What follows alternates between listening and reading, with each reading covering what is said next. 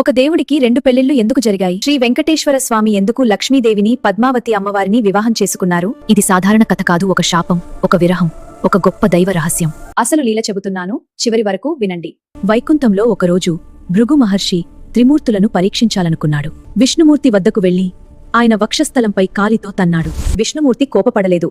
మహర్షి, మీ కాలు నొప్పి అయ్యిందా అని అడిగాడు. కాని లక్ష్మీదేవి మాత్రం తీవ్రంగా బాధపడ్డారు. నా స్థానమైన మీ వక్షస్థలాన్ని అవమానించారు, మీరు మౌనం వహించారు అని చెప్పి వైకుంఠాన్ని విడిచిపెట్టారు. లక్ష్మీ లేకుండా వైకుంఠం వెలితిగా మారింది. విష్ణుమూర్తి కూడా ఆమె కోసం భూమిపై శ్రీనివాసుడిగా అవతరించాడు. తిరుమల అరణ్యాల్లో తపస్సు చేస్తూ ఉండగా ఒకరోజు పద్మావతీదేవిని చూశాడు. ఆమెను చూసిన క్షణమే దైవ నిర్ణయం జరిగింది. వివాహం జరగాలి అనుకున్నారు. కాని ఇక్కడే మరో ట్విస్ట్. వివాహ ఖర్చుల కోసం స్వామివారు కుబేరుడి దగ్గర అప్పు తీసుకున్నారు. దేవుడికి అప్పు ఎందుకు? భక్తులకు ఒక సందేశం ఇవ్వడానికి.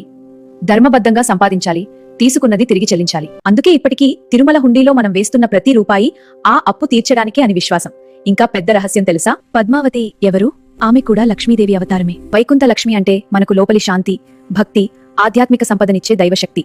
పద్మావతి అమ్మవారంటే మన జీవితం నడవడానికి అవసరమైన ధనం, ఐశ్వర్యం, భౌతిక సంపదకు ప్రతీక.